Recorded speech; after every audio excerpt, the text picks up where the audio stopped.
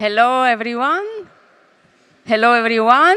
Here is Tatiana Bazzichelli, the director of the Disruption Network Club, and I'm very glad to announce the last panel of today and also of our conference of 10 years celebration investigating the kill clouds. And it's a very important panel because we are speaking about facial recognition, automated surveillance, AI-powered targeting in Gaza. And Matthias Monroy, that is the moderator today, will introduce more in depth.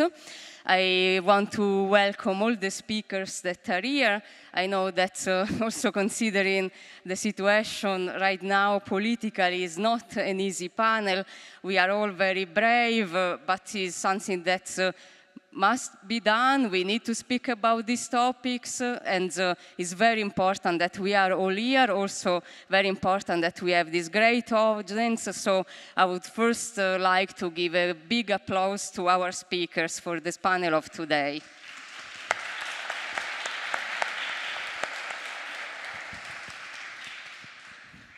And so, Matthias, you will introduce them more in detail, so I leave these to you. And I just want to introduce you. Matthias Monroy is the editor of the German civil rights journal Bürgerrechte und Polizei, and also works at Neues Deutschland, Der Tag. After witnessing and experiencing military and police repression in the 1990s, Monroy focuses on policing in the EU, migration control, internet monitoring, surveillance and interception technology, police gadgets, satellite intelligence, and drones. He has written for several newspapers and online media like netzpolitik.org. So thank you very much, Matthias, and thank you very much for all of you to be at this panel. In particular, I also want to thank Khalil because in the past, it's also thanks to him and Lisa Ling that we created the Disruption Network Institute. You were the one at the Kill Cloud that also gave the idea, the inception, and a lot of discussion. So thank you, Khalil, and also thanks Mats and Sophia for being here. And I leave now the stage to you. Yeah, thank you very much. I also will direct some words as introduction. I'm very honored to moderate this panel, not only because I also believe that we have to talk much more about the war in Gaza and the over 40,000 lives lost, a significant amount of them civilians, and devastatingly high number of children. But I also consider it's absolutely necessary to scrutinize Germany and the European Union's role in the context of arms collaboration with Israel. And I want to highlight that Germany is not only a major exporter of weapons to Israel, but also an importer.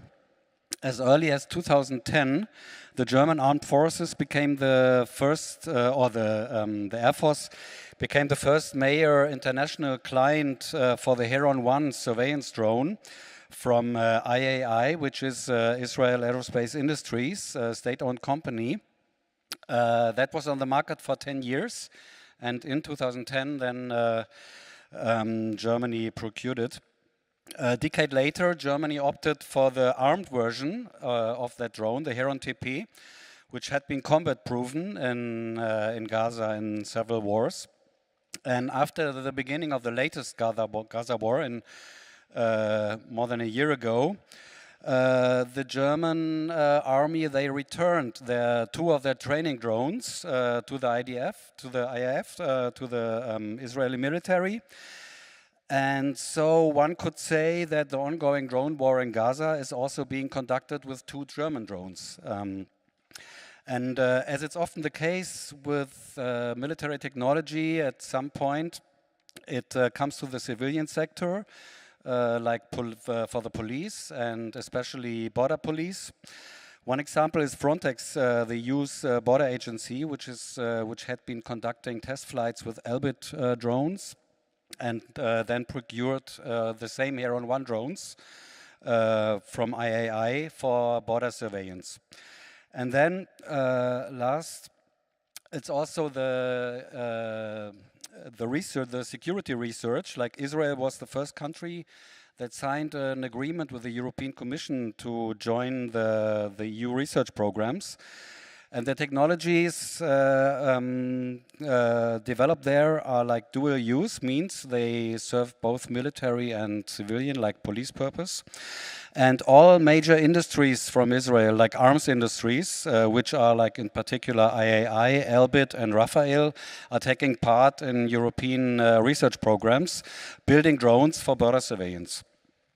So that brings me to the panel. It is therefore foreseeable that other military technologies from Israel, such as AI-driven surveillance or risk target calculation systems, could one day be deployed in military contexts and perhaps also in border policing in Germany or within Europe.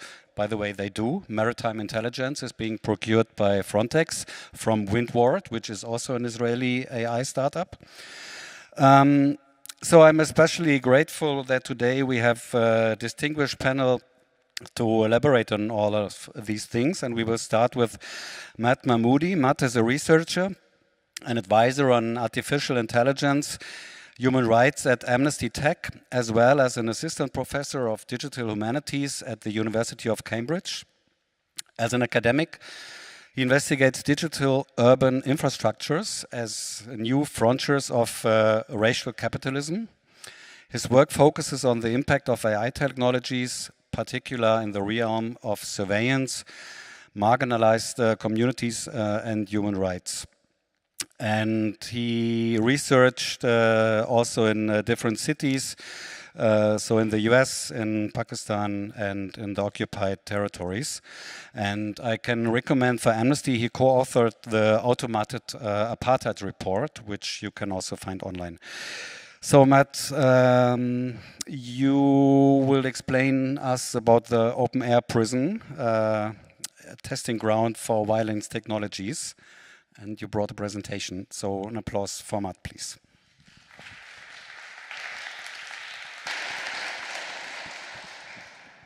Thank you so much for having me, and thank you all for coming out. I know it's late on a Saturday, but appreciate you being here with us to talk about this, and really grateful to be here with my esteemed colleagues. Since Israel imposed a near-complete siege on Gaza in October 2023, it's reportedly been using artificial intelligence and communications technologies more broadly to further streamline its campaign of relentless killing, destruction, violence, and unfolding genocide in Gaza.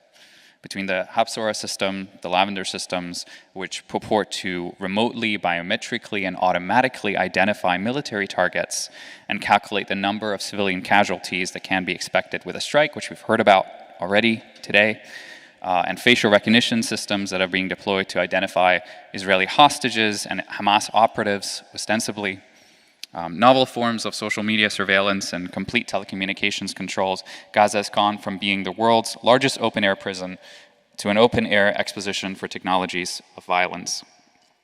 In occupied Palestine is being instrumentalized for the development of vast architectures of surveillance and control. Experimentation with and development of surveillance tools on Palestinian communities is not new. It goes back to the post-1948 period of Israeli military intelligence operations.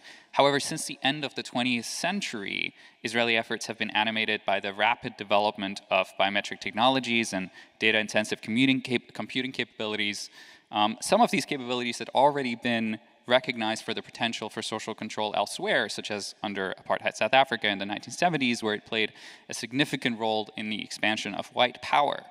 Yet it's under Israel's deepening occupation and apartheid regime over the Palestinian territories of more recent years that Israeli technologies developed an international brand, particularly resonant against the backdrop of the war on terror, allowing Israel to become a vanguard for practices of racialized surveillance, warfare, policing, and control with impact far beyond the region.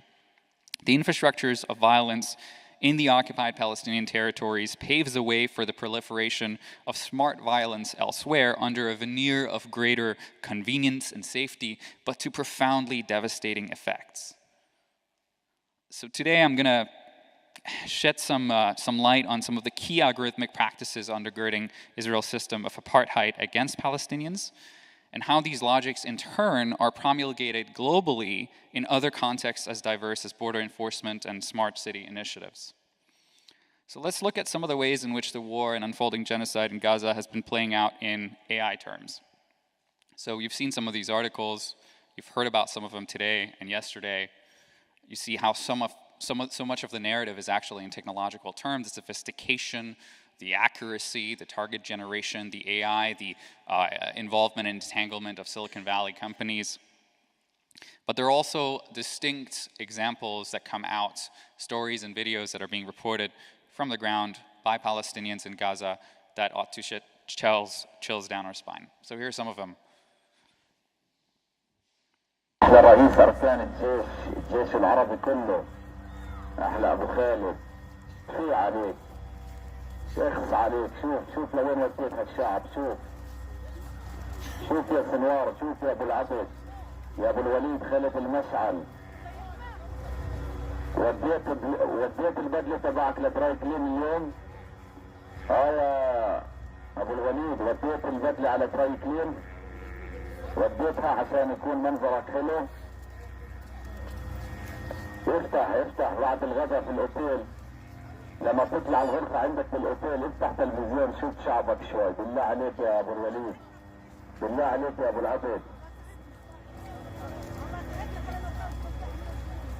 ايوه كملوا نسوان واطفال فقط. Okay, if we can just pause that there, please. Great. So, on November 17th, 2023, reports of Palestinians being held en masse between two large structures on Salah al-Din Road in Gaza started to surface. Over a month after the Israeli occupation forces' bloody siege on Gaza, it had allegedly opened a corridor to the south, albeit governed by reported facial recognition technologies.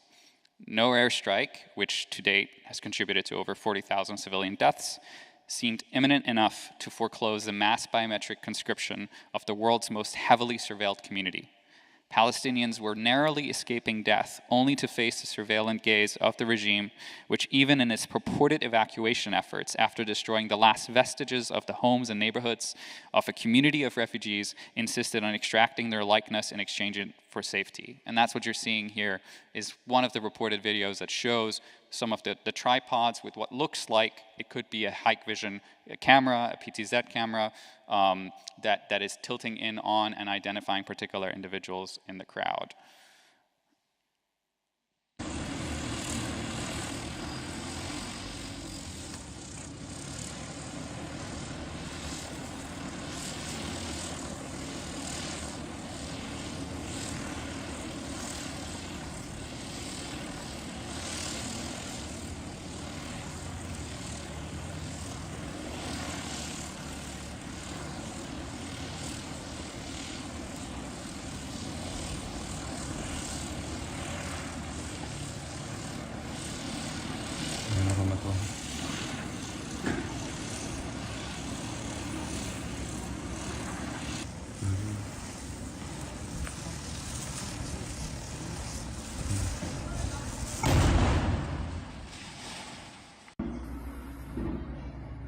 And just pause that there. I think everybody gets the idea.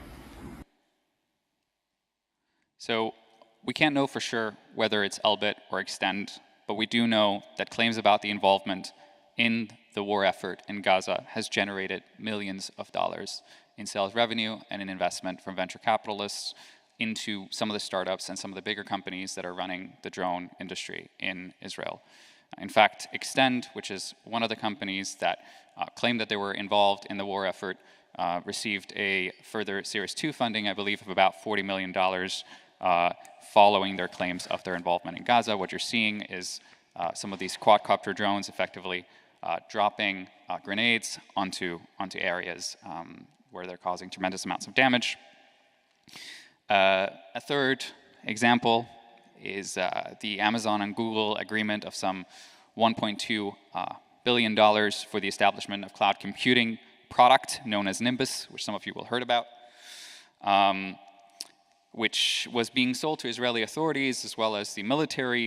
According to product marketing information from Google, the package of products was slated to provide big data and machine learning capabilities, compute power, storage, networking, and security capabilities. While the storage, networking, and the compute power required to run artificial intelligence at the scale of a state can be taxing, early reports on Nimbus indicated that the tool would be Israeli authorities' gateway to Google and Amazon's catalog of AI products on the cloud. A comprehensive leaked document in April 2024, which was obtained originally by Sam Biddle of The Intercept, showed how authorities with exclusive access to the platform, along with the products available to the platform, could be using some of the APIs, the application programming interfaces that were available on both the Amazon Web Services and cloud, which included, and Google Cloud, which included products from Elbit, Rafael, and Palantir, companies that we have previously looked at as being tremendously problematic on human rights grounds. The list of tools includes APIs that enable facial recognition and other biometric surveillance capabilities out of the box, which have long been held as incompatible with international human rights law.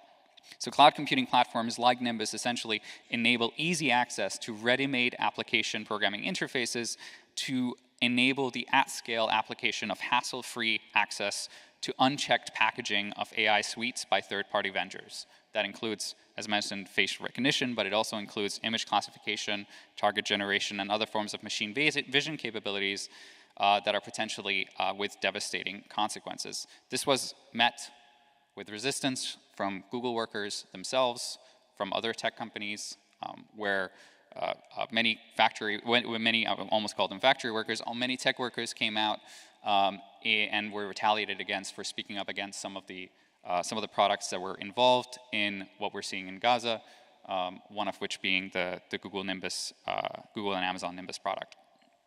Now,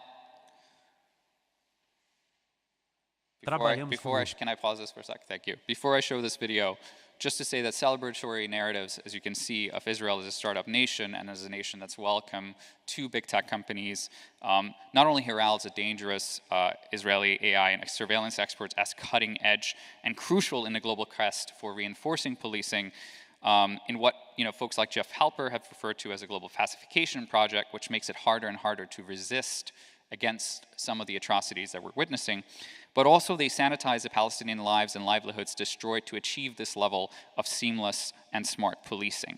So on the US southern border, this is a material reality. We'll reflect on this in a bit as well, but we'll see in the southern border, there are dozens of surveillance towers set up by Israeli surveillance company Elbit Systems and are being used by US Customs and Border Protection to improve border security and force protection with the help of artificial intelligence and automation. But just to hear from the Chief Honcho here on what they're doing. Trabalhamos com governos pelo mundo todo. A inteligência artificial é uma responsabilidade muito importante. Ela é uma tecnologia que ajuda a modernizar a infraestrutura e os serviços de um país. O projeto Nimbus foi uma solicitação de proposta que partiu direto do Ministério das Finanças de Israel para modernizar sua infraestrutura digital. Nós temos orgulho de estar participando do projeto Nimbus. No meu ver, nós somos governos parceiros com ideias em comum e que compartilham os mesmos valores democráticos pelo mundo. Creio que podemos ser um importante parceiro tecnológico. O que nós desejamos é participar de questões sérias que afetam esses países.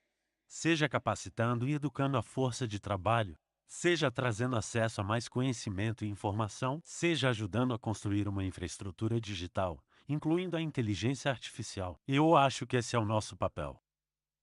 Last I checked this video, it was definitely in English, but I don't know what's happened here. Yeah. Things happen, huh? So just to skip past that. So in the policing sector, we also see this play out in the form of, for example, Usto, which is one of the controversial AI-driven surveillance companies that's formally known as AnyVision, that promises cost-effective facial recognition technologies with real-time watch listing capabilities for law enforcement agencies. Now, since Microsoft divested from its 40% stake in Usto at the time Anyvision, following revelations that the technology was being used at border checks in the occupied West Bank, the company has increased its presence in the United States, effectively under a different name, selling B2B as well as to law enforcement in the United States the same facial recognition products. Now, we talked about a little bit before. It's being marketed as effectively field tested on Palestinians, which goes for a lot of these products and these companies. The kind of language that's often used is quote unquote combat proven. A lot of the work of Irela Graziani in particular looks at this. So you will see how the Hermes 900 drones have been field tested on Palestinians. This is some of the work from Visualizing Palestine. But again, this is the same company that's providing surveillance capabilities to the US Customs Border Enforcement on the US southern border.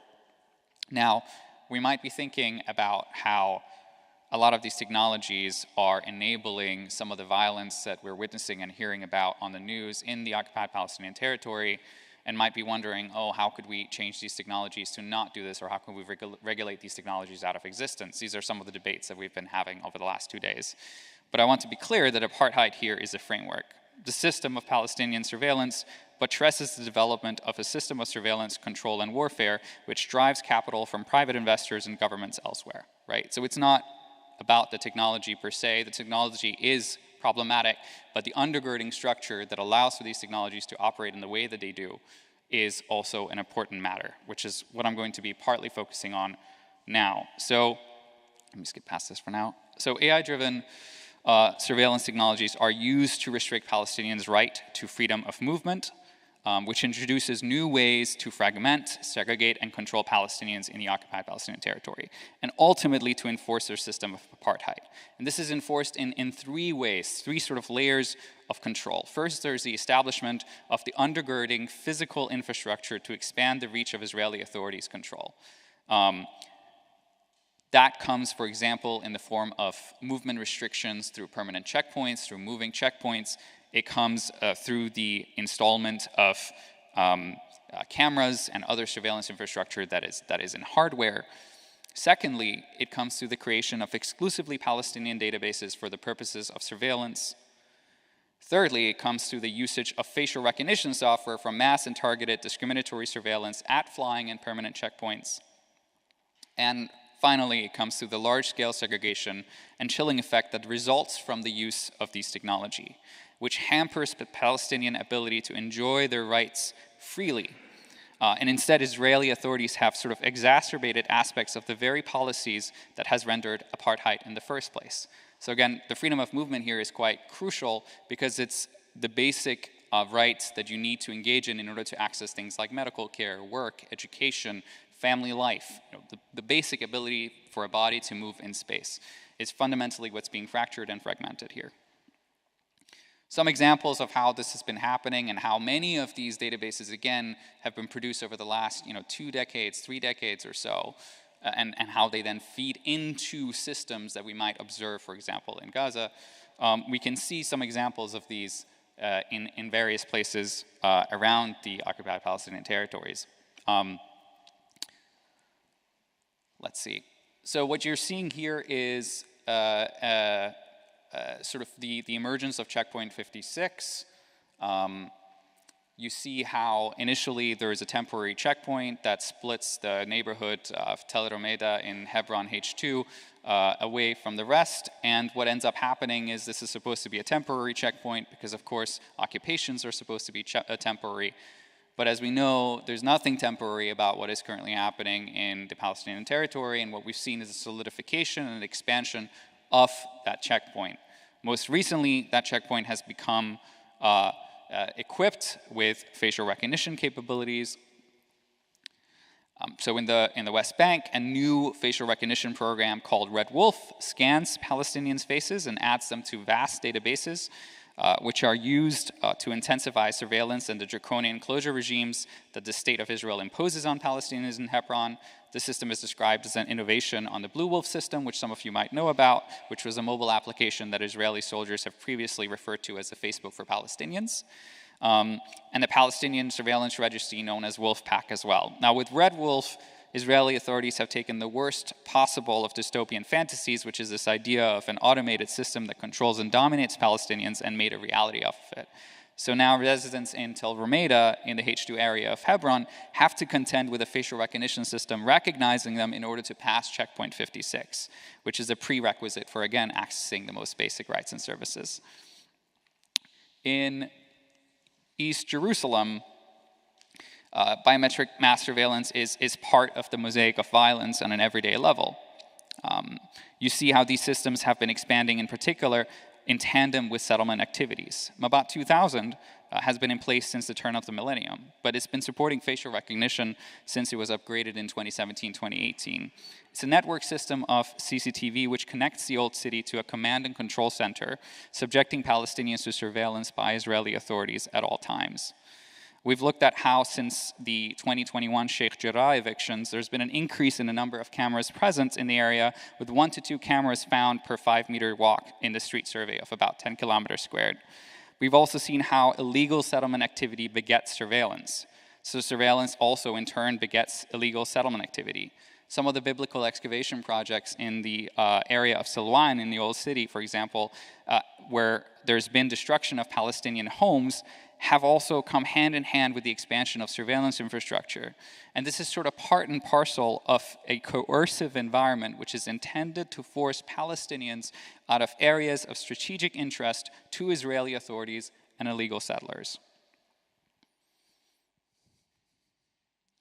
So Red Wolf and Mabat 2000, they're just a slew of the latest of AI-driven surveillance tools that have been experimented with on Palestinians under the auspices of so-called smarter approaches to policing, to military operations, obfuscating what is at its core an automation of apartheid. Between anomaly detection systems, gate recognition, predictive analytics, and facial recognition, Israel's oppression of Palestinians is undergirded by a rampant techno-security industry with a presence and impact far beyond the region. Again, the infrastructures of violence that are tried and tested in this context pave the way for the proliferation of smart violence elsewhere. Now, AI-driven surveillance, such as facial recognition, reinforces aspects of apartheid through the restrictions on freedom of movement, amongst other things. It makes way for systems that contribute also to the risk of genocide. By using facial recognition and other biometric technologies to restrict Palestinians' right to freedom of movement, Israeli authorities have introduced powerful new tools to fragment, segregate, and control Palestinians in the occupied Palestinian territories, and ultimately to enforce their system of apartheid. We've seen how biometric surveillance entrenches restrictions on freedom of movement, bolstering existing physical restrictions, making them more permanent. It hard codes apartheid into the architectural fabric of the occupied Palestinian territory. And we've seen how surveillance is part of a coercive environment which routinely makes the lives of Palestinians unbearable, aimed at forcing Palestinians to leave areas of strategic interest to Israeli authorities. Finally, so if Gaza is the world's largest open-air technology exposition, as Anthony Lowenstein has said, the occupied Palestinian territory at large is a laboratory. But to begin to grapple with the configuration as a matter of pertaining to technical design choices or ethics completely ignores the conditions that allow such a system to arise in the first place. As my colleague Anne Alexander and I argue, it ignores questions about why the entire Palestinian population of Gaza was subjected to processing by the tools created by the Israeli military, and will equally fail to understand the logic of state criminality which underlies the resulting atrocities. The violence is built into such systems by the state infrastructure which create them. As a result, the systems are designed to construct Palestinians at large as enduring racialized threats, with different threat scores while sanitizing their persecution as a technical endeavor. The most important classifier at work in this context is therefore not the models that are used by military AI-assisted systems such as Lavender, but the population-level panoptic sort, what Oscar Gandy calls it panoptic sort, which is a form of classification of racist technologies and policies which characterize the apartheid system of the Israeli state and its unfolding genocide. In other words, violence in, violence out. And I'll stop there. Thank you.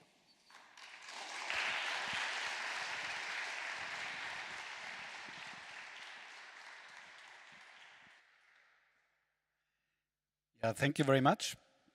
It felt a bit like, is the micro working?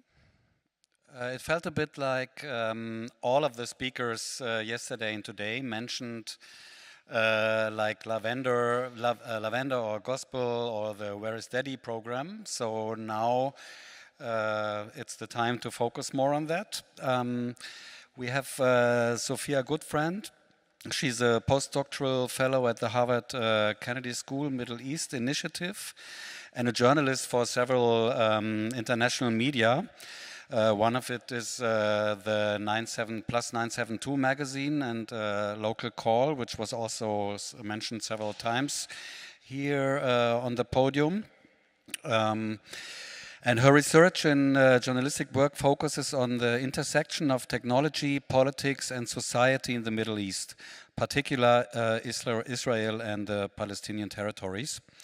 As a researcher, Sophia investigates how digital technologies and surveillance systems are used in the region and the impact on human rights, privacy, and social dynamics. So, Sophia, will you explain the 3 or more systems that were mentioned several times a bit in depth?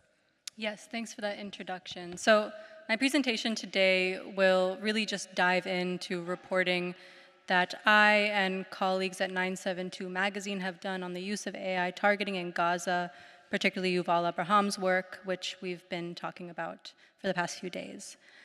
So I'll really just spend my presentation unpacking exactly what these systems are, how they're being used in Gaza. I'm going to emphasize how their use helps explain the massive and tragic civilian death toll that we've witnessed over the past year and more. And then I'll talk a little bit about the implications of all of this for struggles for human rights worldwide. So to begin, I want to just start at a particular time and place, which is 2:30 p.m. on October 31st, 2023. At that time, Israel's Air Force dropped 4 2,000-pound bombs on a 6-story residential complex in central Gaza known as the Engineers Building. The strike was massive. It killed 106 civilians, including 54 children, some of whom were just playing football in the courtyard outside. Now, this was among the deadliest single incidents in the region since October 7th, and the military gave no warnings before, nor did it admit to any objectives afterwards. So it was a massive, massive tragedy with no real cause. 2 days later, Israel's army did make a statement. It released a video, and that video talked about a suite of AI systems that were being used in its bombardment of Gaza. The video was basically full of grainy aerial images like this one, black and white photos where no humans are really visible, just videos of buildings being blown up. And the voice in the video is boasting about a suite of AI tools that are producing targets at a fast pace. Israel's military head, Aviv Kochavi, at that time said that AI systems were capable of supplying twice as many targets in a single day as intelligence units used to come up with in an entire year, and said that they had broken the human barrier for producing targets. So it was a massive success. Now, thanks to reporting from Yuval Abraham at 972 magazine, we know what these systems are and we know how they work. His reporting in the first few months of war really focused on talking to people who are using these systems directly. Reservists in the Israeli military, upper-level generals. I've also spoken to some of these people and I've written about it in 972 magazine and other outlets. And what everybody says really breaks down exactly how these systems work. So Yuval reported on Lavender, the Gospel, and Where's Daddy, and I'll talk about those systems in a second. But simply put, all of these systems rely on a suite of mass surveillance tools that cover the occupied Palestinian territories. Matt has really broken down this in the West Bank and East Jerusalem. In Gaza, similar systems are in place: satellites, drones, CCTV cameras, social media scraping algorithms, phone hacking technology, location tracking. All of this information, all of this data is fed into algorithms that can pull out patterns from that data. Where someone's going, who they're talking to, who's in their phone contacts, what they're holding in their hands when they're walking on the street. And this data informs metadata that then can help determine when and where the military might strike in Gaza. So briefly, I'll just explain the reporting that Yuval did. So the first system that he reported on was the gospel, which is unfortunately listed as number 2 here. But the gospel marks out critical infrastructure across the Gaza Strip. So ostensibly where Hamas or the Islamic Jihad, 2 militant groups, are storing weapons, launching rockets, planning operations. It's supposed to pinpoint critical infrastructure. In the video that I showed, the screenshot from earlier, that was the system named by the army in quite celebratory terms. The second system is called Lavender. Lavender culls through troves of surveillance data about every civilian in Gaza, almost every civilian in Gaza, and gives them a rating from 1 to 100 that determines how likely they are to be in the military wing of Hamas or Islamic Jihad. Based on that rating, that will inform where and who the army strikes.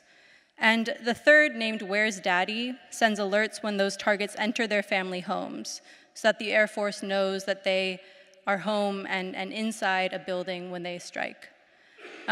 So beyond revealing what exactly these systems are, which we've talked about and we can continue talking about in the Q&A, I think our reporting is most useful for really demystifying these technologies. We've heard from some of the greatest science and technology scholars that we have living today about exactly how technology is always informed and helps inform human decisions. So I want to underscore that the real danger with these systems is precisely the human decisions behind how they're being used. It's not just the technology, it's the decisions behind how they're being used.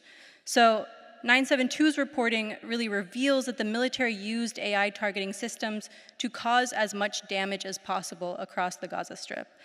And used AI claims to technological efficiency, claims to technical rationality to justify incredibly brutal military strategies, lending them a veneer of algorithmic efficiency. So these findings, and I encourage everybody here to read them in depth in Yuval's reporting. I wrote a long piece about it in the London Review of Books and also analysis in 972. These findings really contradict how militaries have long framed algorithmic surveillance and targeted killing. So Israel's not the only one. We've heard about, Palantir, how the United States uses it, the United Kingdom. Many other countries have similar targeting systems in their military apparatus. And they have long framed algorithmic surveillance as more precise and therefore humane tools of warfare. They're capable of reducing civilian casualties by determining targeted strikes, and also saving soldiers' lives by deploying less soldiers to the battlefield. We saw statements to this effect in Israel in recent years. 2021 was an 11-day bombardment on the Gaza Strip by the Israeli army. It was framed as the world's first AI war when the Israeli military rolled out some of these systems. And Aviv Kochavi then, who was military chief, said, AI makes our killing more moral because we have an address for every bomb dropped in Gaza. So 972's reporting actually reveals the opposite. We've really underscored how AI actually is used to drive up civilian death tolls thanks to specific military policies. And these policies offer, I think, really critical insight into the danger posed by these systems, really in any context they're deployed. So I'll spend the rest of my presentation unpacking 3 policies in particular listed here. The first is the intentional targeting of civilian homes. The second is raising the number of civilians that can be targeted in each operation.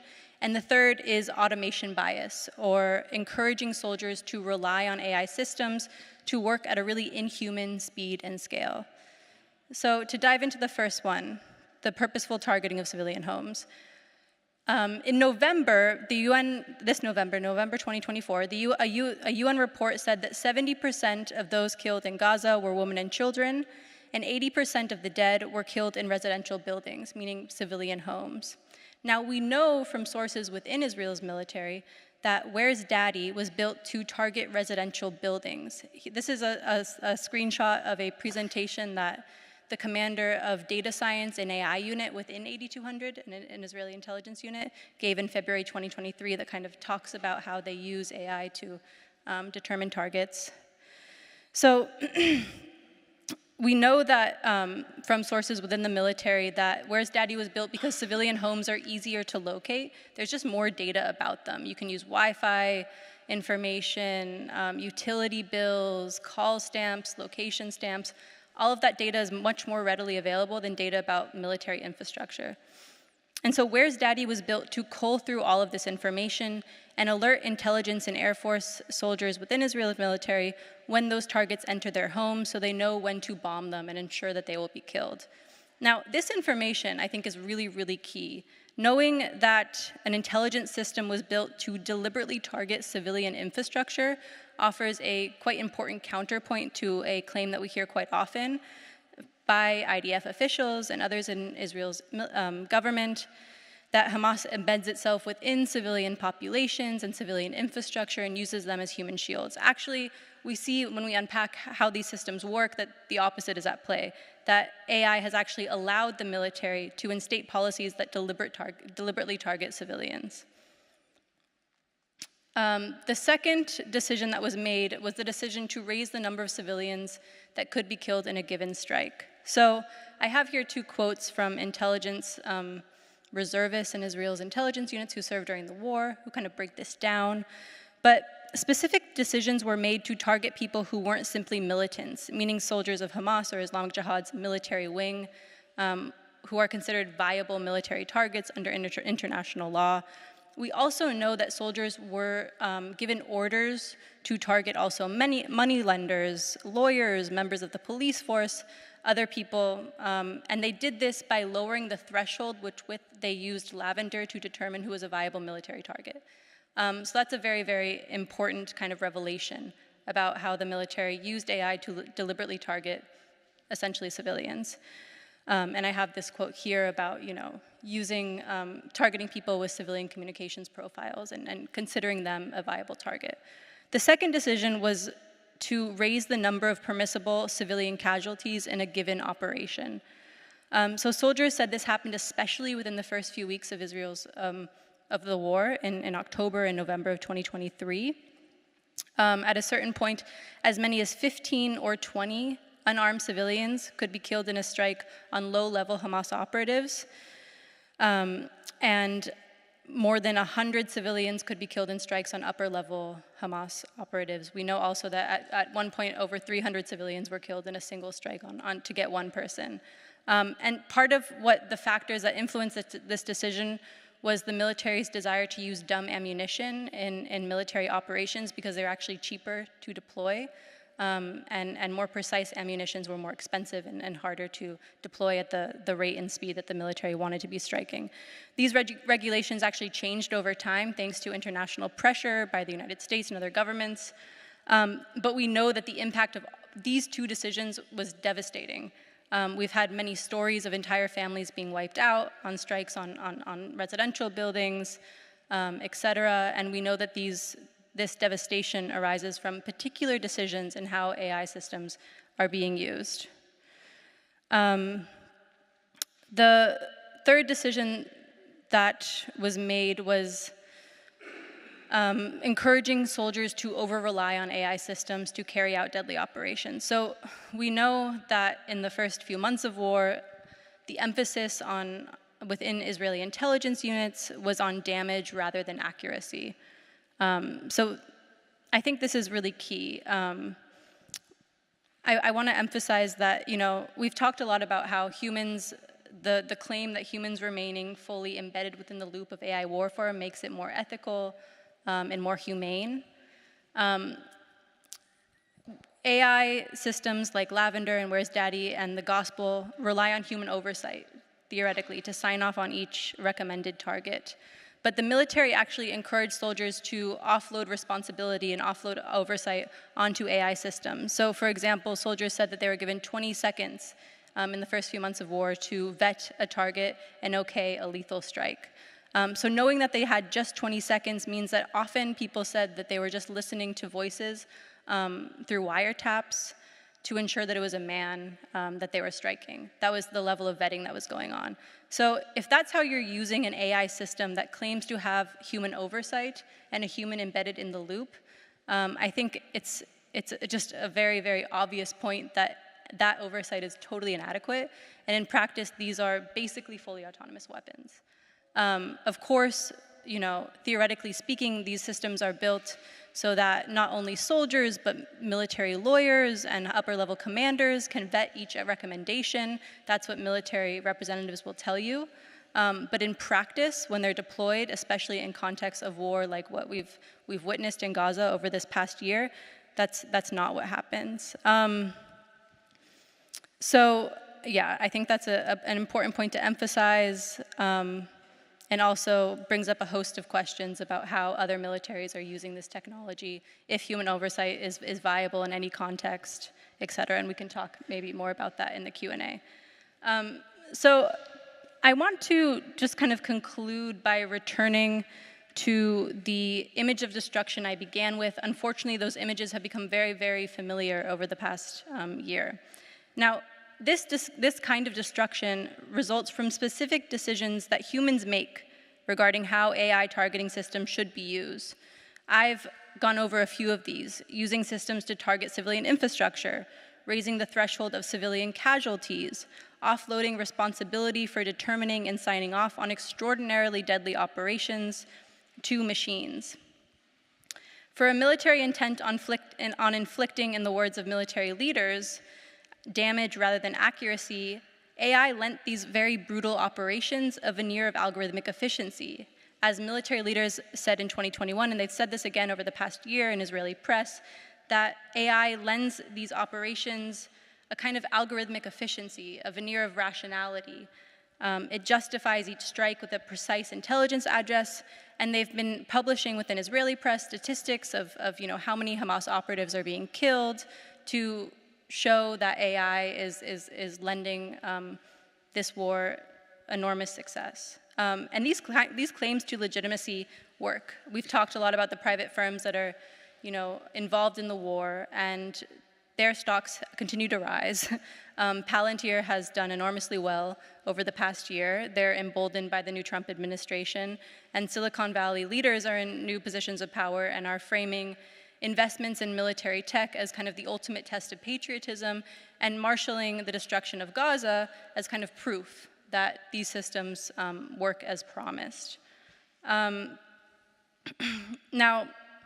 I just want to emphasize that the logic at play here is quite flawed, and we can talk more about that.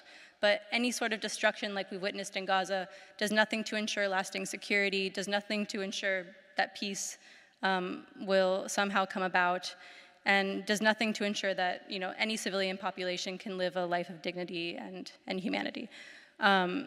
So to conclude, I want to just emphasize that the importance of really dissecting how these systems work, lingering on the devastation, critiquing the underlying logic, and most importantly, finding more people who can give us insights like the whistleblowers that have spoken over the past few days and that continue to speak to us within Israel and beyond about the dangers of these systems in practice, because they offer really essential counterpoint to the branding strategies and advertising techniques that these firms and militaries deploy to keep selling weapons. So, thank you.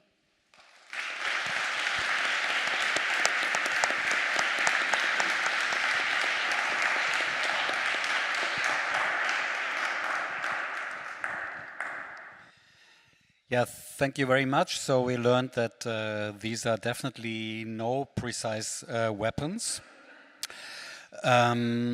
Now we hear from Khalil Dewan. He is a PhD Nomos Fellow in Law at the University of London, and his research focuses on the intersection of law, technology, and human rights. As well, he does it since many years, particularly in the context of the Middle East and North Africa. One focus of Khalil's work is the legality of so-called targeted killings, which he will explain, spanning from the US, UK, France, and Israel, which were the first countries operating armed drones. To this end, he explores the legal gray areas created by the use of AI and so-called big data.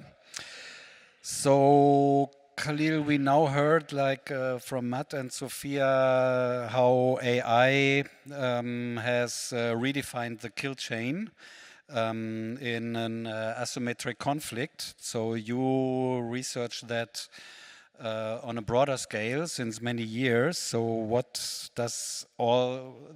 we have heard, what does it mean for a future warfare, or what precedents has Israel set here? Thank you very much. I'm also trying to work that out. And as you can see, my presentation will be on Gaza, AI targeting and future warfare. I've just learned tremendously from my colleagues here.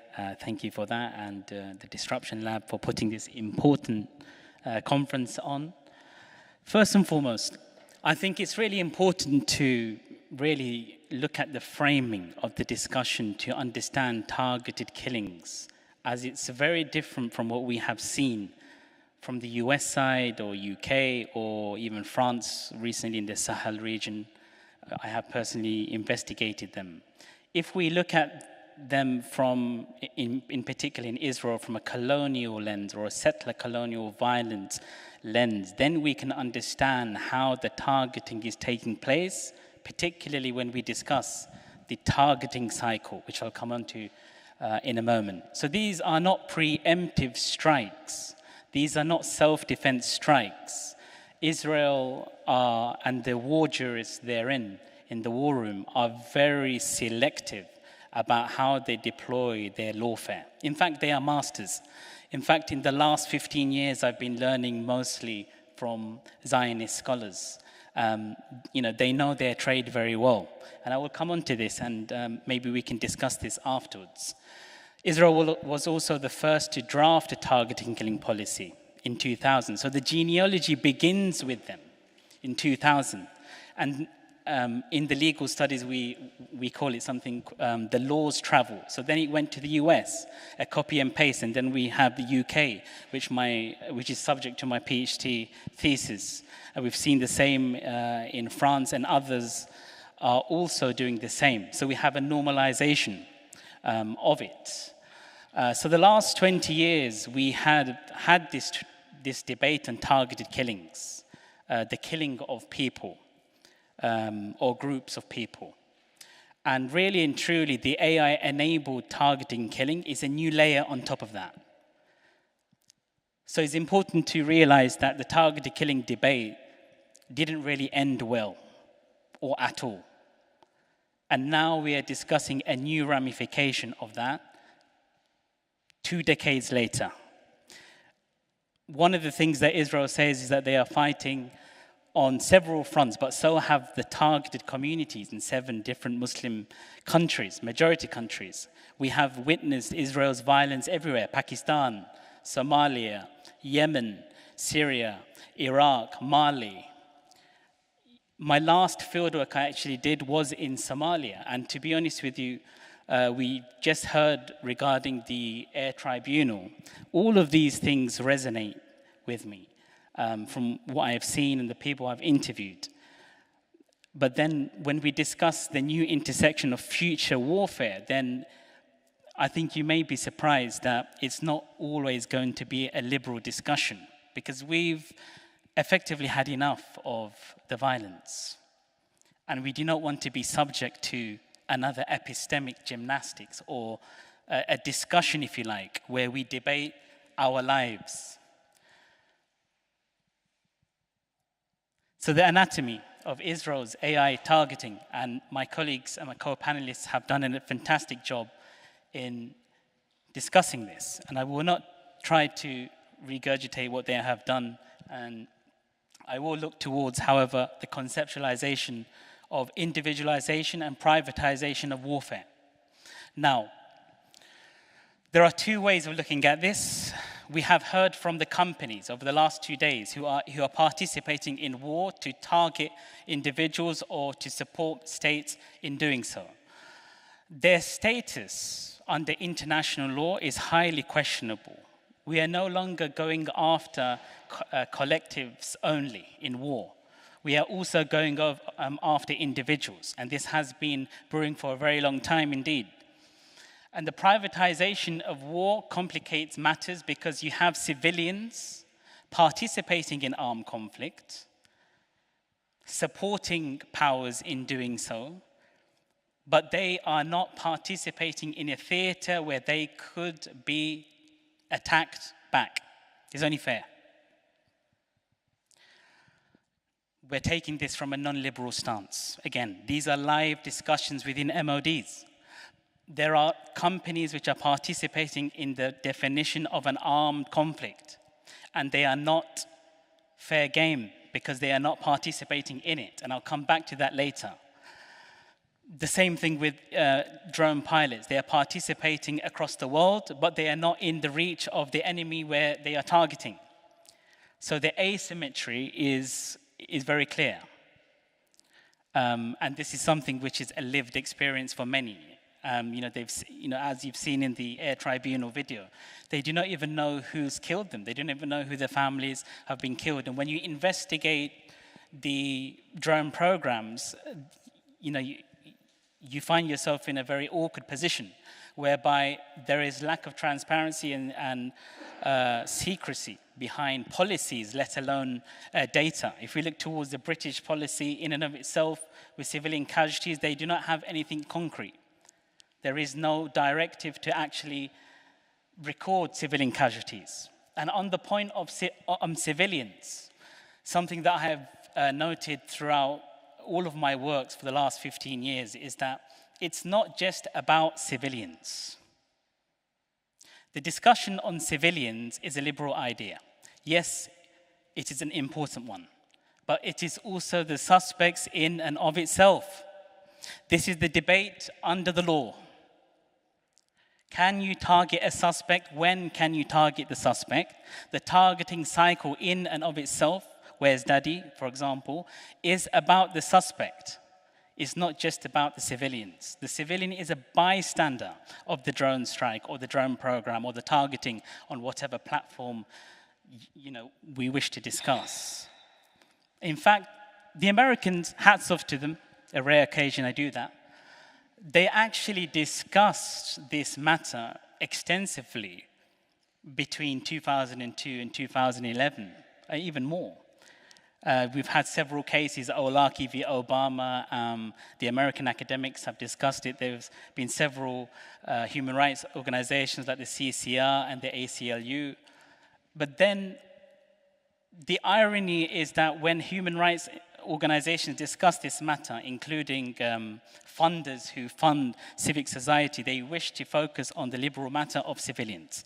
So just food for thought. I've mentioned the colonial design of the targeting, which is highly necropolitical. Israel controls the lives of everyone within Gaza and beyond. And I think it's really important to understand this is not a preemptive self-defense strike. This is not about imminent threats, concrete, specific, and imminent threats under international law. This is about controlling individuals who they seem as a threat, period. So when an entire population is saying, is told, go north and they're bombed, and they go south and they're bombed, what do you think that means and where do you think that comes from? So the features of Israel's AI-enabled targeting, which I will not go into in too much detail. Lavender Gospel, Where's Daddy? All of these matters that we have discussed in the last 2 days, particularly today, are highly relevant for the targeting practices of Israel as well as those who fight with them. It's not just Israel coming up with targeted killings. They have friends who are supporting the system. Which brings me on to the third point, which I'd like to focus on more, which is hostile intent. When we look at the targeting cycle, you will notice, particularly in the law of armed conflict and as well as within DOD manuals, you will notice the term hostile intent. Think about it like this. The targeting cycle versus genocidal characteristics and the entire population being assumed to be hostile. Now, I've been listening to a lot of think tanks in the last year about Israel and the AI and the fight against Hamas. one of the things that they say is that the population is hostile. You shouldn't trust them. What do you expect when you are bombing them in this matter? Do you think that they are going to be supporting Israel? Do you think that they consider Israel as a force for good against them? Of course not. So if you were to consider the entire population of Gaza hostile, you're probably right. Because the reality is, whenever there is a drone strike, and the entire purpose of this conference is to look at the human angle, of course, people are going to be, quote unquote, radicalized. The word radicalization comes in. I don't necessarily like that word personally, but we're talking about counterterrorism. We're talking about counterterrorism, drone strikes, and preemptive strikes. We should also look at the blowback of these counterterrorism strikes. And this invites, on my fourth point, invites manipulation of an indeterminate system, jurisprudence, legal framework. The law of armed conflicts is indeterminate. You can play any argument. If war lawyers, for instance, can justify any strike. Who is a combatant? Who is a non-combatant? Who is directly participating in hostilities? By the way, that entire concept of DPH is highly contested under international law, and the scholars have great problems with DPH. But who is a DPH directly participating in hostilities in the context of a colonial approach, or Gaza? Who is DPH? Think about that for a second. Everyone is DPH. I mean, even if I was a civilian, I would not like an Israeli tank coming down my back alley. So does that make me DPH? Am I DPH for holding this mic? There is epistemic violence going on in the entirety of this debate, on and off the battlefield. And sometimes it becomes quite sickening. It's been a long time researching drone warfare. And sometimes you become a bit tired of the entire discussion, because these impacts people's lives, populations. Now, let's move on to the matter of concern. The changing character of warfare and the legal ramifications. Bear in mind, I'm approaching this from a non-liberal perspective. Where does the battlefield begin and end? If you look at the globe in front of me, you will notice Elon Musk's Starlinks, and maybe others. Individual participating in war, enabling in war, right? Drone pilots, as I mentioned before, they are situated outside the battlefield. But where is the battlefield? Have a look at that planet again. So you have assets participating in conflict zones, which completely in contrast to the definitions within the laws of war. The law of war is indeterminate. Any jurist, any lawyer can tilt the law. They can justify anything, particularly when your programs are secret and subject to secrecy.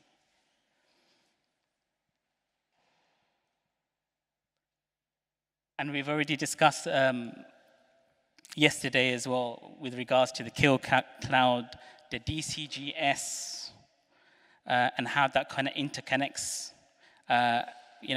Just want to say thank you to some individuals like Lisa Ling, Sean, Brandon, who've taught me these things over 6 years now. You should pay attention to Lisa's paper, as well as everyone else's, and Sean as well, who wrote only a few years ago now with the Disruption Lab, what they're saying, but also read between the lines. There's only so much they can say which is in black and white. Israel's targeting policies and practices, including threats, think about the genealogy as I mentioned for the last 20 years, has now gone beyond Gaza versus Iran, Qatar, Turkey, and others. So we had the problem of a targeted killing, but now we have threats which are taking place in public, as well as in press conferences, to target Hamas, not only within Gaza and neighboring countries, but all the way in the Gulf, in Iran, and in other countries, in relative peacetime. I think it's very clear that countries like Qatar is not there's no armed conflict going on over there or in Turkey, particularly with Israel, legally speaking. Now, if this arrangement was to take place, that would be highly problematic. And I'll come on to that in a minute. I'm trying to be very careful with what I'm saying. There is silence from the Western powers in particular with regards to Israel's targeted killing practices. And you should ask yourself why, because they have contributed as well as enabled and conducted targeted killings themselves in 7 different Muslim countries. So it's a practice that they are very familiar with. It's not a secret, everybody knows that. And we've also seen, only 3 years ago now, over the horizon strike strategy, when the US left Afghanistan, which also, and that basically means they will strike wherever they want to, in the global south in particular, to add a decolonial context to that. And the reality is this strategy in itself, over the horizon strike, is also employed by the UK. The former defense minister, in fact, said very clearly that we will conduct strikes whenever we feel like it. So now, what's the concern now? What are the legalities? Number one, the UN Charter. When you can strike, when can you not strike? The entirety of the discussion for war jurists about self-defense, the use of force against individuals, not necessarily a threat per se as a collective, has enabled this legal architecture to take place.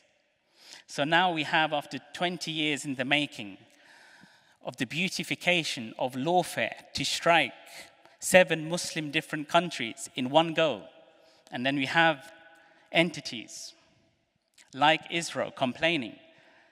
We have a new norm contestation which has come about, and lawfare which has impacted not only the geopolitics, where states in the Gulf are worried about how to deal with targeted killings, but in the same time you have Israel utilizing the media and the law as a strategy. And by the way, you'll find a lot of Zionist scholarship on this, in fact, how to use the law and the media. And if you pay particular attention to the targeting cycle, so actually go away and download the targeting policies of these particular countries, you will notice that the media strategy is in there. Why? For justifying and beautifying the lawfare. So the question now really is, how do we move forward? There is norm contestation with regards to targeted killing. And as I vented my frustration earlier, I kind of like the idea of lawfare. I think it might be a positive thing moving forward. Because if the international legal order does not support or halt a problem child, then states are left with only one thing, and that is to reimagine futures for themselves, for their transnational brothers in Gaza, Palestine, wherever it may be. And not only that, the broader message is the international legal order is no longer one which is for the global south, not that it was when international law was created. You can look into third world approaches to international law. So as a result, there must be new critical approaches to dealing with armed conflicts. Bear in mind that when we are discussing targeted killings and the asymmetry, we can also discuss ways to turn the table when it comes to this asymmetry. Why should individuals put up with an assemblage like this? I mean, we can't go to the UN. We've seen what's happened to Karim Khan. There's effectively targeting. If we look at this from a socio-legal lens, there's targeting of many individuals in different ways to prevent justice. Some people don't even believe in the UN system. There are other legal codes out there which also govern war. including Islamic law. And these are live discussions. Israel, and I have to qualify this, do not engage in war under international law. They utilize it as a language to justify their lawfare. They have their own codes in how they target. Others will do the same, more confidently. And what's at fear is that entities, at the end of the day, will want to survive. And at the moment, only one side is surviving. Thank you.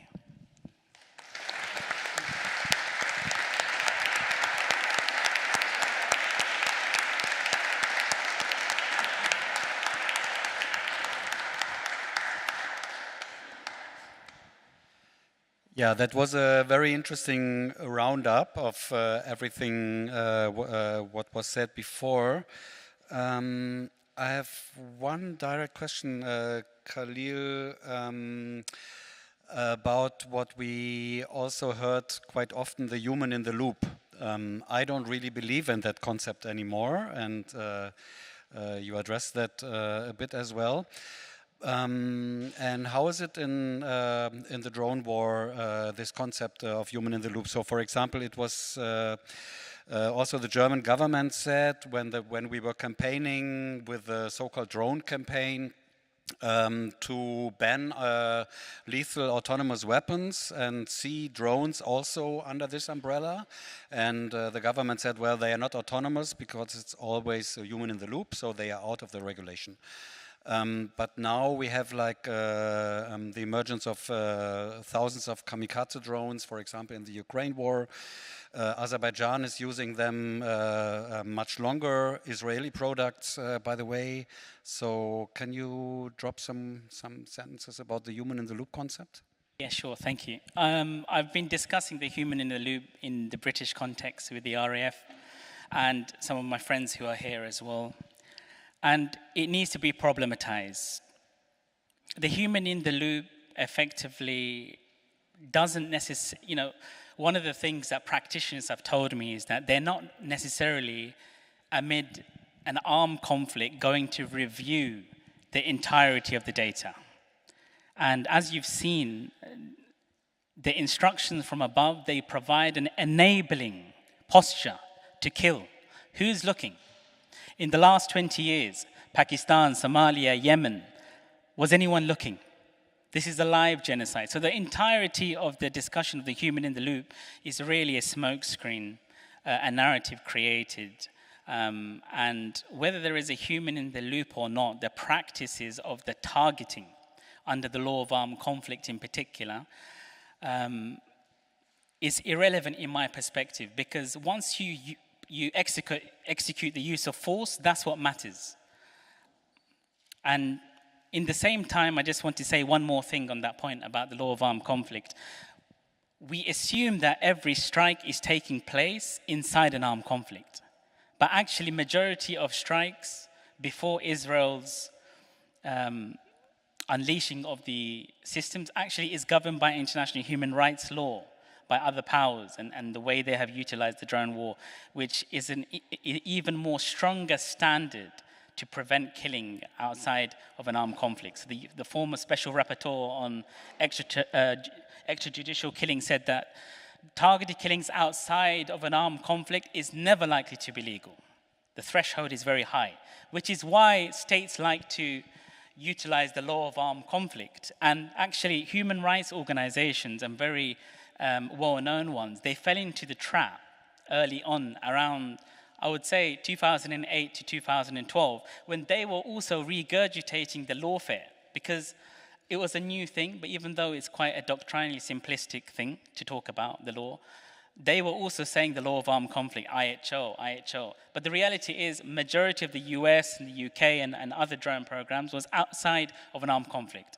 And actually that has a lot of ramifications. So even in the Air Tribunal, we're discussing Article 3, for example, in the European Convention of Human Rights, there's cruel, inhumane, and degrading treatment. And how can populations have their rights? There's actually quite a lot of scope there, but the cases have not been submitted. Maybe we can talk about that later. Yeah, so we will have a brief discussion here on the panel, and we will also talk about like what we can do, and then we will open up the discussion. I want to come back to you, Sophia, as well, about the revelations that Plus 972 Mag and others, like the work that they did. How did the authorities or how did the Israeli military react on that? That's a great question. I think it's important to kind of underscore that for many within Israel's military, for many representatives of militaries who are using this technology, the revelations did little. Israel's military denied many of 972's findings, but within a month it had taken Israeli press on a private tour of a targeting base in the southern city of Ashkelon to kind of showcase Lavender, Where's Daddy, and the Gospel at Work. And really, the military officials who did comment said that, you know, this investigative reporting was good press for the systems that they had. It was proof that they were working effectively and efficiently. I really want to underscore that, you know, many of the terms of critique that we kind of reach for when describing these technologies are marshaled by military leaders and the private companies that they work with as really proof of a job well done. So Israel's military in recent years has embraced lethality as a key metric of military success. The US Department of Defense has also embraced this term as a key metric of defense, and weapon systems that can bulk up kill ratios, that can churn out more targets that are hit, are really great in their worldview. So I think that it's important to kind of underscore that, and for those of us who work in this field or who are working in advocacy or who want to, you know, emphasize that these technologies are not good for security and well-being, to really sit with that and think about what terms can we reach for to underscore how poorly these systems actually do work. Could you also name and shame some more companies or startups? So you mentioned like skyrocketing AI startups, but are they known?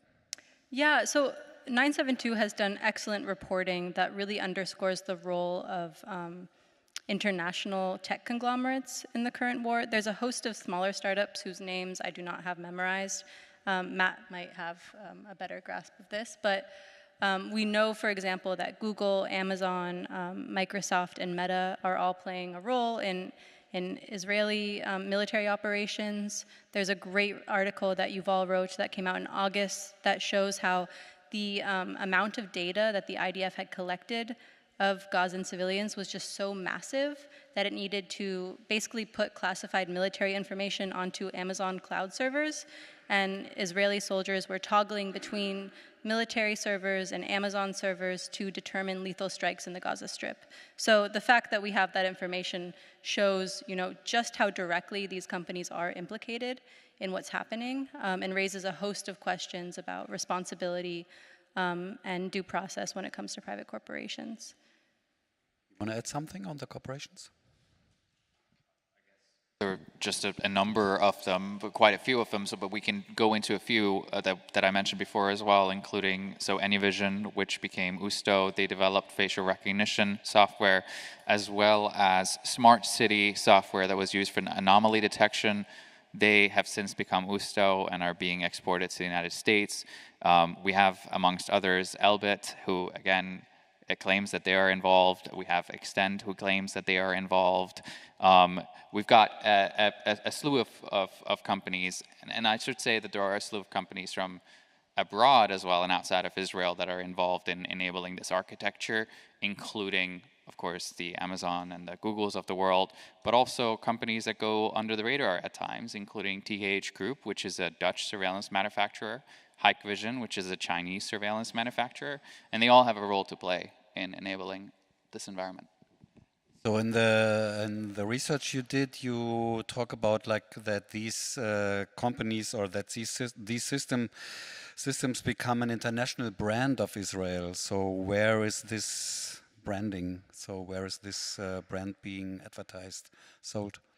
So one of the best examples of how this brand is being advertised is exactly what Sophia was just talking about, which is to say, in the articles that we're seeing that are exposing some of the ways in which these systems are being used in the first place. They're also being advertised as technology expositions around the world, where military and tech leaders are meeting in order to discuss some of their latest advances in AI or LLMs used in defense or predictive analytics. And again, you see some of these companies really rushing to connect themselves with either the ongoing unfolding genocide in Gaza or in general supporting, sort of lending credence to the fact that they're supporting a very advanced military operation by Israeli authorities in general. So you see the technology expositions, you see it in articles, and I guess the balance to strike, and this is something that Sophia has pointed to most poignantly here, is how do you start to both unveil how these systems are, on the one hand, being used in order to give us better tools to understand exactly how both surveillance and AI systems and targeting practices, or the lack thereof, are being used to subject an entire population to assassination. And then also, how do you make sure that that narrative doesn't then get used to market those very products, right? I mean, Khalil has been talking this whole time about how a lot of the language that we use around this, in a way, justifies and creates more rationale and interest in exactly these forms of system and exactly these forms of lawfare. So there is a tension, I think, that we haven't quite solved between us. The whole story reminded me on the Pegasus issue. I don't know if all of you are familiar. That's the spyware that was disclosed a couple of years ago that from NSO, an Israeli company that was sold all over the world to spy on politicians, opposition, journalists. And this was also uncovered by very important media reports. And after that, there was an interesting article by Ronan Bergman and Mark Mazzetti in the New York Times explaining how important Pegasus was for Israel as a cyber weapon on a diplomatic level. So Israel granted export licenses for everybody wanted to have that, all the governments. And they granted export license in exchange for diplomatic negotiations. They wanted something in exchange, so it was a very powerful weapon. I really recommend this article, and I think the war in Gaza with all the AI technology, is this also something like a brand that Israel can like export, can use on a diplomatic level, or is it probably it's too early to answer that question because it's quite new technology and the war is still ongoing? Or sure. Both of you? So wars are always an opportunity to sell weapons for any military and any military-industrial complex that's bound up in it. Israel has, long, as Matt said, been home to a host of private firms that are deploying and refining weapon systems. Some of those are Israeli, many of them are international, some of them are a confluence of different nationalities. I think that, this war, like the Ukrainian war, will become an opportunity to sell weapon systems. I've been to defense conferences in recent years and since October 7th, where that's what's happening, and it's unsurprising. And I should say that, we're witnessing a bonanza of investments in defense tech more broadly. So in the past 5 years, investments in defense tech have skyrocketed by 400%. And Trump's election has only bolstered all of the money going into those private companies. So yes, the more war there is with Gaza and Ukraine and many other places around the world, the more investments there are in these companies, and the more that bloodshed becomes a branding strategy. So, we have very few minutes left on the panel. I want to end with speaking about like resistance, legal resistance. So Khalil already touched it. Matt, what is Amnesty doing on the matter? So how are you campaigning or using like lawfare, litigation? So what is your strategy? I mean, so this is something that has to be fraught on multiple fronts, right? So for some of the work, of course, calling for an end to the apartheid system and for the continued imparting of the crime of apartheid against Palestinians can only go so far. But that's a call that's consistently being made, but it includes also stopping the transfer of arms that continue to support the ongoing occupation. And I should say, as of the advisory opinion that was released by the International Court of Justice this summer, as far as the legality of the occupation is concerned, and as far as an international understanding of the crime of apartheid being unfolded, there is an understanding that any economic activity that supports the ongoing occupation by Israel of the occupied Palestinian territory is unlawful and has to be stopped. So that is something that should be considered. We as Amnesty have, amongst other things, also called for a stopping of sales of biometric and AI-driven surveillance technologies. We bring into question the practices of particular providers of these systems to their investors. So at times, as we've seen, for example, in the Dutch case, there has been instances in which major investors in particular brands come out and say, on the back of reporting of your involvement in the ongoing apartheid policies of Israel and Israeli authorities against Palestinians, you are now on notice and have a year to comply with human rights due diligence procedures or risk having our funding pooled. So that has some effect. But I should say other tools are also at our disposal, and this is not necessarily something that Amnesty has spoken to and done work on, but it's something that SOMO has done work on, and is something that Monroy, who's sitting right here, has done a lot of thinking and great work around, which is, how are we enabled by the provisional measures and the advisory opinion to call on our states to themselves make sure that they are regulating and preventing companies who are domiciled within their jurisdictions to not contribute to economic activity that could contribute to genocide and that could contribute to the ongoing occupation. So there's a really strong actually provision within international law, within the Genocide Convention, that could help us hold these companies to account, and it's time that we started using that. Khalil, last words from you on the matter. We didn't manage to stop the proliferation of armed drones, so now it's at least 30 countries that have them, according to figures of Drone Wars UK, which I also highly recommend for everybody who's interested in armed drones. So they also count, so they give annual sheets on statistics.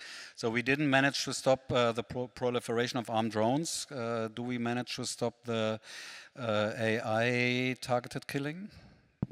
Yeah, it's an interesting question. I never really agreed with the Gram the Drone campaign, just to put it out there officially. I didn't think it was a smart thing to do. Perhaps on a PR perspective, it was a good thing to do. Some of my friends sitting here today, they did what they can. But the reality is, with regards to this additional new layer of AI, I don't think it's going to be governed in any particular way because it's security and defense. There's very little you can do. In terms of controlling, i.e. how it's unleashed or deployed, then this is a matter that comes back to state practice and the law and the ethics and so on and so forth, but also how states as a collective deploy it in battlefields. Like I said, Israel, they drafted the first target killing policy, and 2 decades or more later, they're doing the same thing. So I do not think that we are going to be governing it in any particular way. It will just be constrained if states condemn state practice, if cases are filed. But it is the future of war. That's the reality. That seems it doesn't end well. So now it's up to you. Did you already think about possible questions, or there's somebody raising a hand, over there is somebody, and Marwa?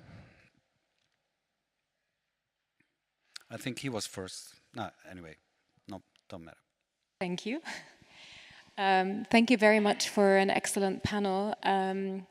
I particularly appreciated your intervention, Khalil, critiquing the premise on which we're having this entire debate in relation to the precision of these systems or the lack thereof, and also the question of who is a terrorist and how they're identified. Let's imagine for a minute, and I invite everyone to think with me, let's imagine that the 37,000 kill targets that the Lavender system spat out were indeed all Hamas members. Not only Hamas members, but part of the military wing of Hamas, active combatants, and they were consequently killed. So we're talking about an accuracy rate of 100%. Would these systems be acceptable socially, politically, legally? And I've been thinking quite a lot about this, especially after the assassination of Ismail Haniyeh in Iran and the assassination of Sayyid Hassan Nasrallah in Lebanon, which all major Western powers celebrated, even called it a day of justice. And I'm thinking, even from the most liberal international legal order, the most criminal villains out there are still entitled to fair trial and due process. When did we come to normalize the killing and the assassination of individuals that, as you said, and smartly so, in countries where they're not in active armed conflict? And there I would love to learn more from you about how these governments are justifying legally their targeted killing policy.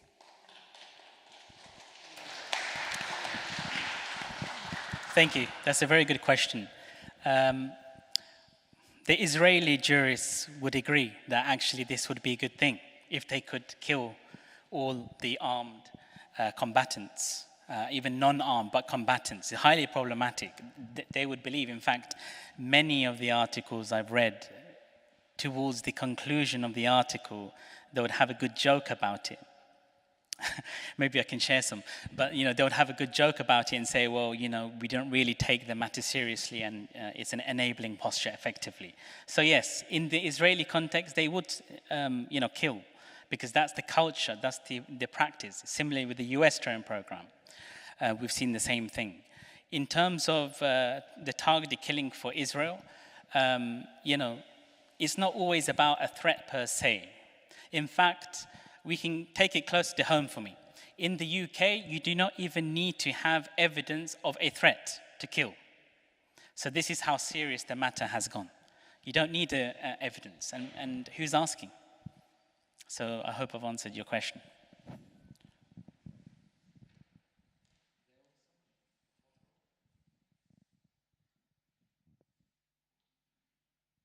Hi, thanks everybody. It covered the topic from every different angle. So my question is to all of you, actually. So I've attended several events that were trying to tackle the problem of data governance and how we actually can, track everything that the AI is doing. And in the domain of legal accountability, if there is a way to actually track the data for the usage of an AI such as Lavender or drone control systems, is there a way to actually put this in a legal channel so that it will actually end up effective? This is particularly important when it comes to big companies actually supporting creating the infrastructure for military companies that are creating or using these weapons, because they own the data, they have the data. If we are able to get the logs, which is a possibility actually, will it hold them accountable in some sort of way or force them to actually disclose this data? Yeah, thank you. Let me put something on top of this question. I think all of you can reply. In Germany, we have the Lieferketten-Sorgfaltspflichtengesetz, which is the Supply Chain Due Diligence Act. And it mandates companies to meet certain criteria to uphold human rights in the whole chain of like delivery of goods. And the EU is working on something similar. So could such regulations be something we advocate, we should advocate for or make use of? So I don't know who wants to start, or if everybody wants to reply to also what he said. Well, starting with your question over here, data practices stem from the technical practice of how the data is gathered itself, as well as from the legality or lack thereof of the context within which those data are collected. So you have 2 counts of effectively violations in the context of a surveillance apparatus that is constructed in the context of an illegal occupation, strike number 1, supporting, of course, an ongoing genocide and the practice of apartheid. And then also you have the practice of mass collection, mass surveillance of data from Palestinians, which is strike number 2, which is unlawful because it violates the right to privacy. None of these systems can exist without mass surveillance. Facial recognition systems rely, for those of you who don't know or aren't from the technical field, on a reference database of images of people's faces that have been gathered without their knowledge and consent. That constitutes mass surveillance. You may say it's discriminatory and targeted because it consists only of Palestinian faces, and that is true. It is discriminate and it is targeted at the population level, but it is also racialized. And so you have 2 counts in which this technology is in violation of the right to privacy, that it's discriminatory. And if you can show that none of these systems can operate without that data, then again, in the eyes of international human rights law, there is a clear violation. The question of where can this be prosecuted is a different matter. You could understand a scenario in which companies could be pressured with responsibilities under the UN guiding principles on business and human rights, or under the UN development program's guidance on heightened due diligence, which requires for contexts of conflict and warfare to have particular heightened due diligence practices employed that companies must observe. And you can use that to apply pressure to companies, basically to say that you knew about the situation and you've done nothing about it. But obviously those are, again, responsibilities. And so that's why I brought before the possible avenue of utilizing the Genocide Convention to include both in a court of domestic law, where the states themselves can prosecute companies that are domiciled within them, on account of having contributed financially, politically, technically to an unfolding genocide, to apartheid, to occupation. Or you could bring that challenge back into the fold of international law and see if those could serve as addenda to ongoing prosecutions at the ICJ, or even individuals from companies that impart particular power on decision-making at the international criminal level. But that's a different question. As for whether human rights due diligence frameworks are useful, on the one hand, yes, when they are put into domestic law and there is an enforcing mechanism put behind them in ensuring that in the whole life cycle of the product, not just the supply chain, but the whole life cycle of the product, how it's put together and everything, does not contribute knowingly to human rights violations. If that can be enforced and you can show that companies knew about it and didn't action it, that is a powerful tool. Insofar as it is only responsibilities and companies have to effectively choose to adhere to them, they don't have much teeth. So the fact that it's enshrined in German law, for example, is something that civil society organizations and ordinary citizens can make use of in order to challenge particular practices by companies. German companies are involved, or German Amazon cloud centers could be identified to back up this system.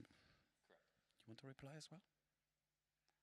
I think you covered it quite succinctly. Thank you. I think that it's a really important point. I think when you asked about like the branding strategy and if war was being used to sell weapons, to kind of emphasize Matt's point, it's a good example of how so many technologies that are crucial to the digital economy today are pioneered in contexts of war and occupation, where mass surveillance is totally illegal, but totally normalized, and then returned back to other contexts where they get normalized and legalized through various mechanisms. So to have legislation like that is crucial for revealing that supply chain, how technologies that are pioneered and refined in contexts of illegal surveillance, of mass monitoring, come back into other contexts is really, really key and might help combat some of the really pervasive forms of surveillance that are so integral to contemporary life today.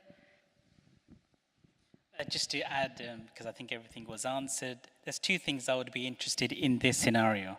Number one, interoperability between these private companies and states participating in the kill cloud or somewhere like Gaza. And second of all, kill lists. I'm very interested in kill lists. I've written about 30,000 words on it. And you can actually evidence the interoperability between powers. It takes a very long time. However, if there are people within these organizations as well as states who provide information, as we have with the US drone program, then it comes to the law.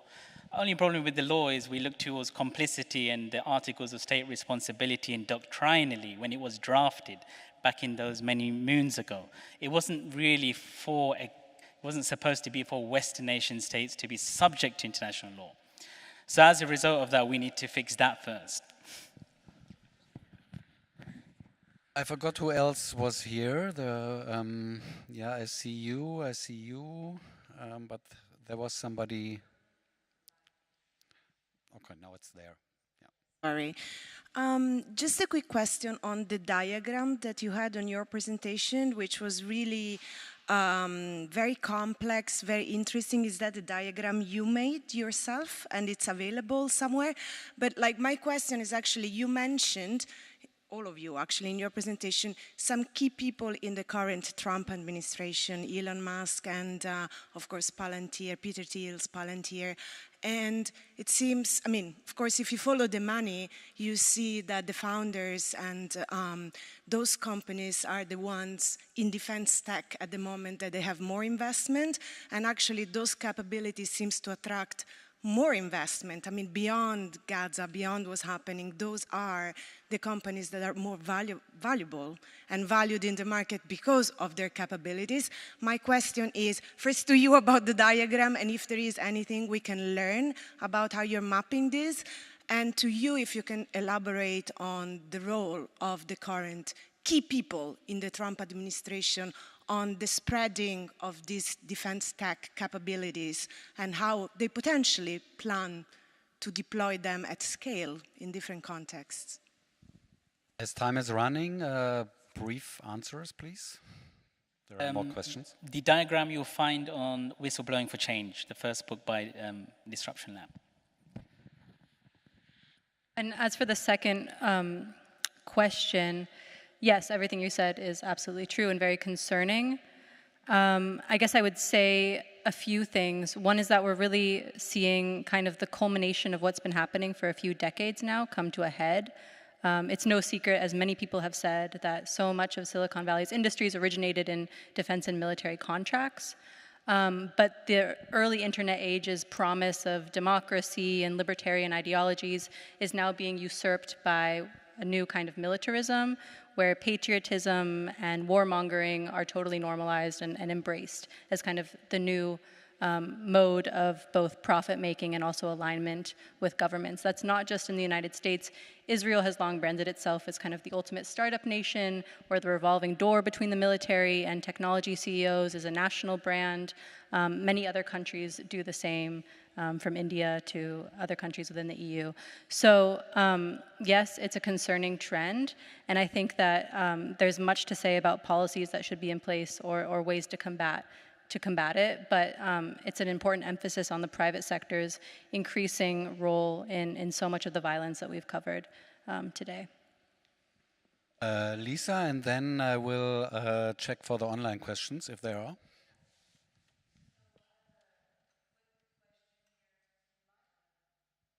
Helps if you turn it on. So we're talking about the money in the private corporations and also the killings that happen outside of war zones. Is there any way to lobby within states to charge the companies with externalities as opposed to going the international legal route? A very cynical take, and then I'm sure colleagues will have positive, constructive answers. I've personally watched these technologists, both the companies as well as the sort of the philiacs of the technology to begin with, sort of come into power and embrace these technologies, both from a liberal paradigm and then also from the more conservative paradigm. I think we're kidding ourselves if we're thinking that the Trump administration in any way is a paradigm shift as far as these technologies being concerned. Because we're talking about, you know, again, Palantir, who supported ICE. ICE was an agency that was put together in the Obama era. We're talking about Democratic Party institutions that are fully embracing Silicon Valley and have invited them to the White House several times to be a part of how effective governance is being shaped up and thought out. Elon Musk is the ultimate conclusion of exactly those entanglements. The fact that Palantir and Amazon and Microsoft and Meta have been hand in hand with US administrations for the better part of the last 20 years is itself the sort of, I think, all the evidence we need to understand that when things are happening, even on US soil, there is not necessarily anything to tell us that there would be a more litigious case to be made. We saw how specifically Palantir was used by ICE to find and detain and deport 800 factory workers, undocumented, from vulnerable migrant communities in Mississippi. I think it was in 2019 or 2020. They were using Palantir tools to do so. They did it in broad daylight while their children were at school. And you have a situation in which, again, you have effectively a tech company that's growing, a tech startup doing horrendous thing, having a horrendous human rights record, and then nothing being prosecuted in spite of it. You have situations in which, again, still, Elbit is being used, Celebrite is being used. Many of these other technologies that we've mentioned throughout this conversation, Usto, various facial recognition tools, are being used in the domestic scene, and yet nothing is coming out of it in the US context. The one place in which I think there have been successes, perhaps I'm not as cynical as I thought, is at the local city and state level at times where you have seen movements, especially following the murder of George Floyd, in which there have been temporary or at times longer lasting prohibitions on things like facial recognition, in which city councilors momentarily, as an extension of the fight for racial justice and against police brutality, saw it fit to put those policies into place. But those are rare and far in between. If you don't veto, I would now take the online questions because we are really running out of time. So are there any? We have a few. We have 3 in total. Okay, cool. So I'll go with the first question. This is for the panel. The UK does not currently have a formalized civilian harm compensation scheme for overseas military operations. How can we bring considerations of civilian casualties and reparations into these important conversations on AI warfare? Where is the role for activists and whistleblowers here? And this one's for the whole panel. Okay. Well, first and foremost, I think on the UK side of the discussion, it's been very silent, but there's a lot going on, as you all know. There is a lot of complicity which hasn't come out yet. There is definitely some enabling posture there to support via network-centric warfare, but also, through hard power as well. The good thing is the jurisprudence is catching up. And the jurisprudence with things like extraterritorial jurisdiction is catching up. Effective control, power of the state. There hasn't been a successful prosecution for a drone-targeted killing to date on this planet. And there may, however, be something in the near future with regards to AI-enabled targeted killing. The reason being is because the people participating in it are not necessarily combatants. So now you see a scramble from the legal side of looking at the status of these individuals, and surprise, surprise, the powers who are conducting these strikes are all over it, debating what their status should be, and it's a form of norm contestation, or I like to consider it as such, the theatre to discuss war matters, to make sure that it suits them for their strategic projects around the world. So I do think, however, in the near future, if the correct case is filed, then it would be a British case. I do feel that. More questions? Yes. Second question for the panel. Does any panelist think that powerful states are interested in AI warfare and surveillance programs, experiments like Gaza, in anticipation of needing these tools on their populations when mass unrest would kick in a result of depleting resources and unfolding global ecological collapse? You get it? Yeah. Enough to reply? Sophia? It's a great question. I think it tugs at fears all of us have, but you know, I think that what's happening certainly sets a precedent and has normalized the use of AI at a faster rate than many of us who've studied these systems, as I have, and many people here have for much longer than I have, faster than we ever imagined.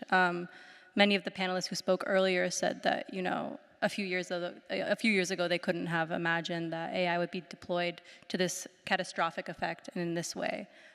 So no matter the intention behind different actors at play, intentions which I talked about, but which go, you know, beyond my presentation, what's happened has completely normalized the use of AI targeting.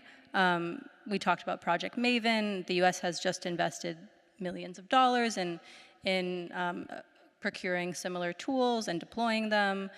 We know that similar systems are being used across the African continent, in Ukraine, et cetera. So it certainly sets an incredibly dangerous precedent, and we're sure to see these weapons be deployed at a much faster rate in the near future. Yeah, I mean, not much to add there other than to say that we have examples of companies that are already directly, again, being used both in the Israeli context. For example, Cubic Technology being a technology manufacturer, a surveillance manufacturer, and a military training manufacturer that's based out of Israel that provides much of the transit, smart transit systems, including the Omni system that allows you to tap in with your card in New York, as well as the Oyster system in London, which you use to tap in and out of the transit system. This is a company that effectively provides military training simulations to U.S. forces and U.S. police, whilst also providing much of the surveillance and transit hardware that is being used across the nations. We've got, of course, Palantir's AI for Defense, which is an LLM system that's being used, again, been first and foremost promoted in the context of the war in Gaza, and undoubtedly, given Palantir's strong presence in the US, will be ported back in. We've seen quadcopters, which we've heard about for years and years in the context of Palestine, continuously making up the soundscape of Palestinian existence. Now we hear about quadcopters with taser functionalities that will be used for policing in the United States. It is not inconceivable, and I think it's happening right around us, the ways in which these technologies have a way of boomeranging back and around different areas, and anywhere where Western liberal governments in particular are able to identify unruly dissidents, populations at large that need to be disciplined in some ways, who will become subject to these technologies. I think we have to end here, except there is really like a question that is working as a final question, so not a really long question. Sorry, I saw it, but it's... This one's a really short question. How can we best communicate the reality of modern warfare with the public at large and put pressure on our governments?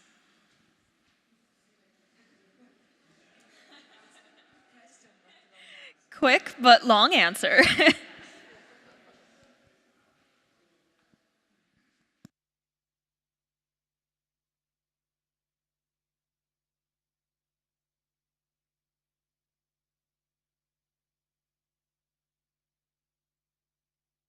Can you repeat it?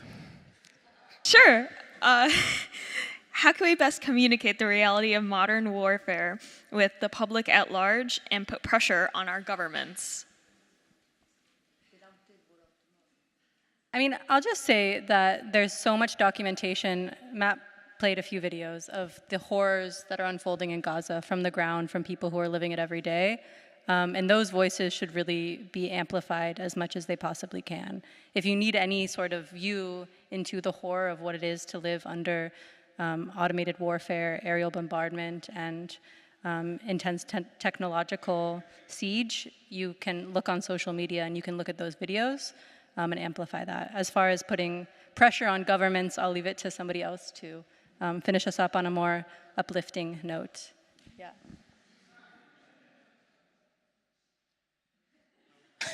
I've been left in it. You can continue. Yeah. I mean, to be honest with you, supporting Disruption Lab, I think they put on a good platform. Practitioner, versus the academics, think tankers is, something completely different. And I think the discourse is very different. So supporting Disruption Lab, as we are here, is probably one way to put pressure on. Perfect words.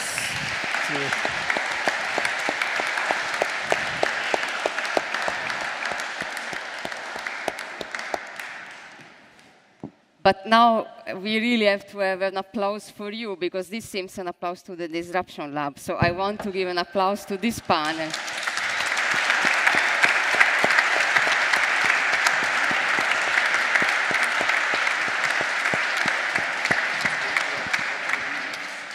And I really want to thank you, because it was really important to have you here.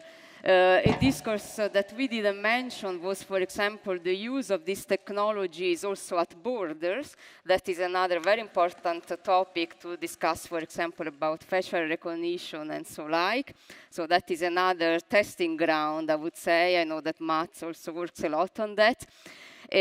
So I really want to thank you again. And now we will transition into the closing of this conference and also of the 10 years of the Disruption Lab. So thank you, and please the audience stay here. Thank you. And I would like to invite with me on stage Jutta Weber. And okay, you have the mic already, great. I think one of the answers that we could give also from our side in terms of how to go on with this work is for sure the fact that the power of networks is extremely important, and we demonstrated in these days, because we invited a diversity of people in this discussion, including whistleblowers, researchers, journalists, whistleblowing advocates, artists, and I think it's so important to have this diversity also to find a way to give new answers. So I wanted to mention that tomorrow, for example, we are having a roundtable that is more like an internal workshop with some of the speakers and other experts that are specifically working on the subject. And with them, we will identify important points to bring forward also to the future. So maybe we will also end up pressing governments, so who knows? But the idea is for sure to go on with this discussion, to go on with these reflections, and keep on inviting this diversity of people to discuss these topics with us. And Jutta, I would like to hear also what do you think about these days?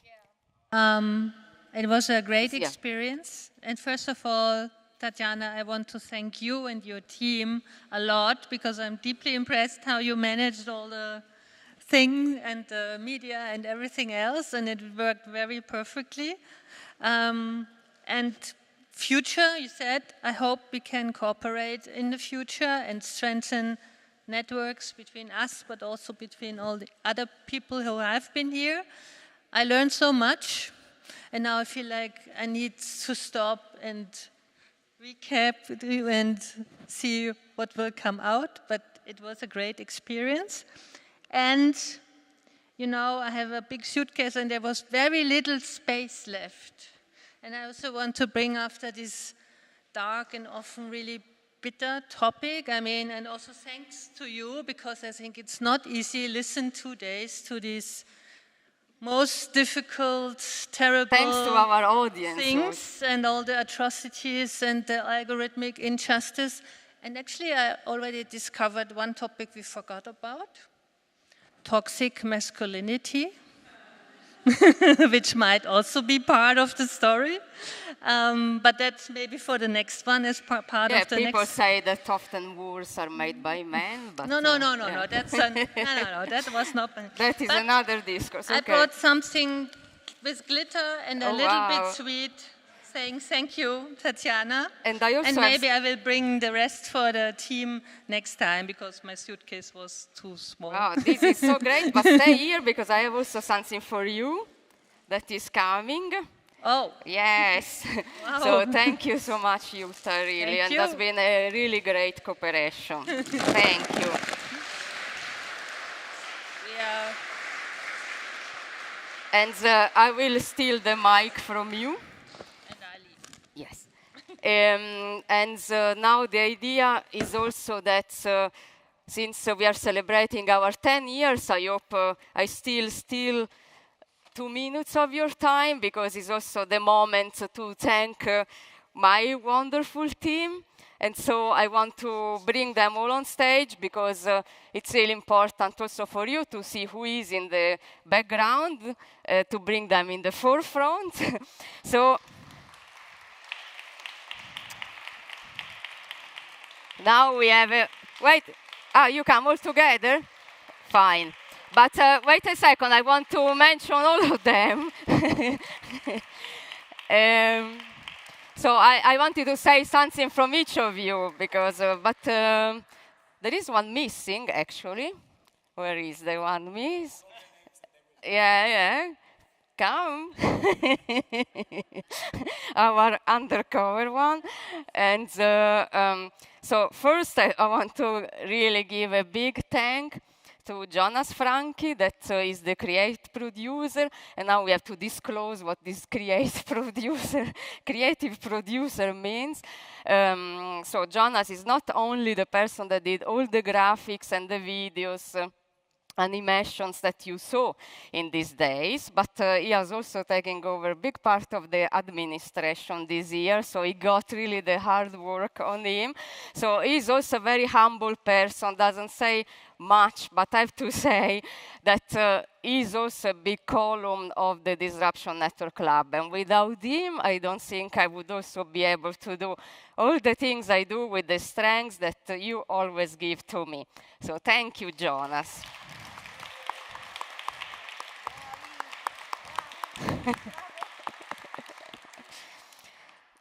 And then I want to thank our wonderful Max Grikuc that came this July to bring the sun into our team.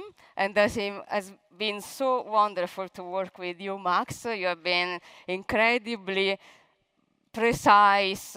He's our project manager, and all the production of this conference has been done by him alone. So really I want to say, I don't know how you did it, always with a smile, with the person with a big heart, and also I love that he's a fighter, you know, he's very politically active. So thank you, Max, from the depth of my heart, and I hope that we will work on for other 10 years together. Thank you.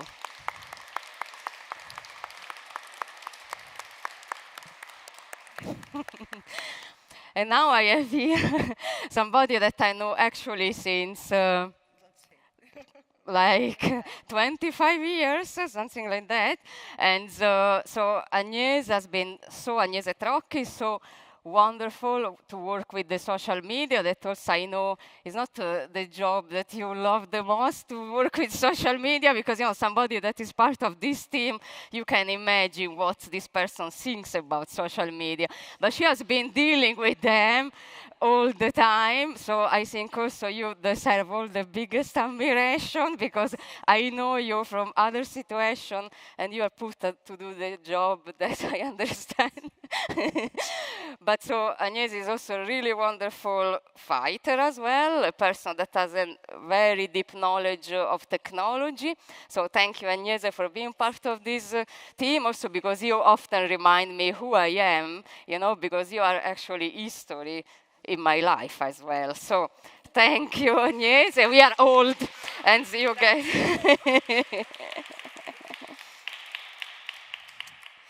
And then I wanted really to thank Mel Luna. He came in our team also very recently, gave a lot of positivity, admiration, sweetness, has been really, really working well with you. And thank you, always with this great smile you have. Really thank you for being with us. And so I didn't say, so he worked specifically on the production and communication as an assistant. Thank you. And then we have our favorite undercover person. That's is named Janine, but I will only leave to that. And also Janine is a wonderful silent supporter of the Disruption Network Lab with all her energy that comes at the very right moment when you don't expect. Then Janine appears, and suddenly you say, oh wow, she really solved this problem in 1 second. So I think this is totally part of your character, and specifically also thank you for all the editorial work you did for the Disruption Network Institute, and you are also really great, competent scientist, journalist, and I wish you to really go on with your work for other 10 years and more as well. So thank you, Janine.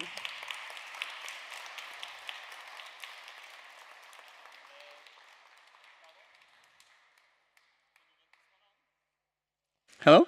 Great.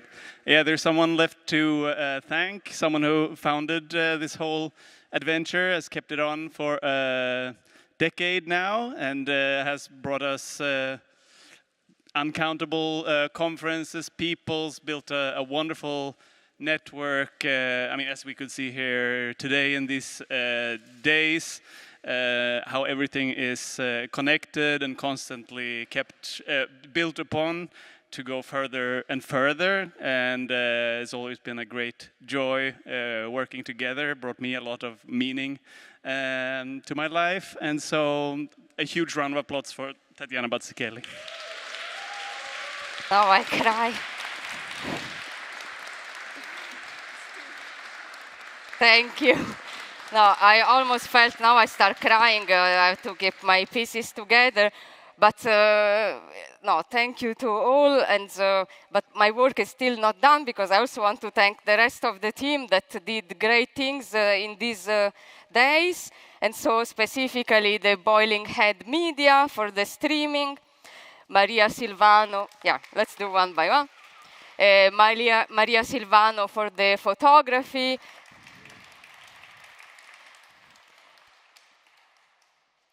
Paolo Combes for the sound. Francesco Marcori for the technology support. And Torsten Oken. And Lucia Udvadriova, I don't know how to say your surname, but I hope I manage, for the production support. And Lorenzo Pennati also for the production support.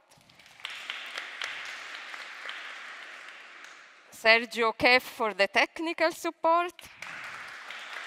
And also all the helpers and the cash desk help that we had in these days.